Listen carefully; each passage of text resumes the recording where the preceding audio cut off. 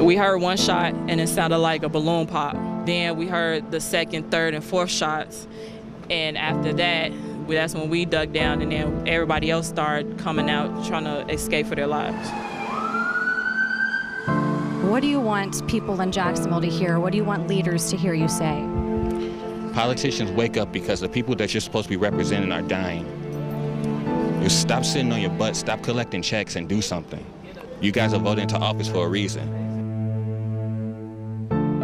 I say this, pray for Jacksonville as we deal with this senseless tragedy. I just want to be here to hug families, to hug our city, to hug my children.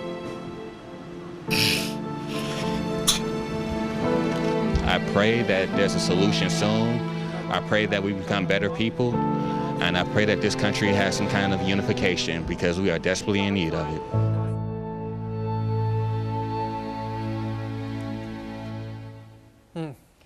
Tragedy today at the Jacksonville Landing. Tonight, the landmark is still taped off after a gunman this afternoon killed 2 people and then turned the gun on himself. That shooter, identified as David Katz, was 24 years old and living in Baltimore, Maryland. He was in town for a video game tournament. So this is new video that we're about to take a look at of FBI agents raiding his home tonight. Authorities in Florida say the FBI and the ATF are assisting in the investigation in Baltimore. And we've just learned that they have cleared the scene. So here is the latest information for you tonight.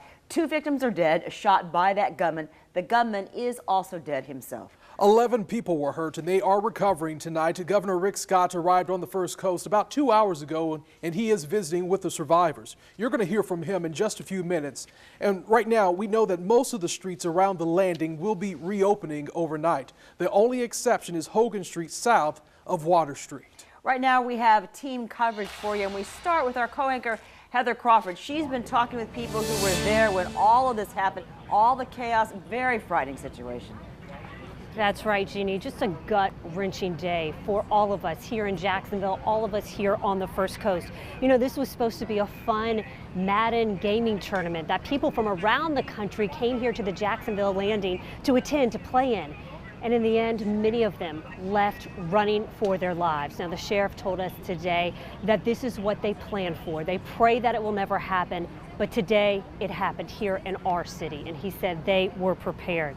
Now, this mass shooting unfolded just after 1:30 this afternoon here at the Jacksonville Landing, one of our landmarks, and you can see behind me the Jacksonville Landing tonight still roped off as local, state, and federal authorities try and figure out why. What was the motive behind all of this? And that is the same question all of the witnesses I spoke with today are asking tonight. Rico Martinez and Javari Long were on their way to the Madden tournament at the Jacksonville Landing when chaos erupted. Screaming, just shooting, I heard gunshots, people just running, pushing each other, just getting out of the landing. People was coming out through the front, people was shot, like, I seen the girl, she's not little, but she's young, like she probably was a high schooler, shot in the leg, I don't know where on the leg, they was. Garrett Chastain had flown in town for the tournament that drew in gamers from around the country. He was supposed to be there. As he made his way to the landing, a stream of police cars flew past him. I'm really glad I'm okay, but I'm more concerned for the others. Well, I was planning on going there this morning and being there all day just to see what happens, whether I was competing or not. And I just decided, no, I'm going to stay in the hotel for a little bit. Sheriff Mike Williams says it took police just 2 minutes from the time the first 911 call came in to get to the scene, which is just a short distance from the Jacksonville Sheriff's Office headquarters. But in that time, the lone shooter, a gamer himself, killed 2 people and injured many more before taking his own life. Words can't describe it. I mean, Mad Dads have been doing this for 15 years. And sometimes you just run out of things to say. I just want to be here to hug families, to hug our city, to hug my children.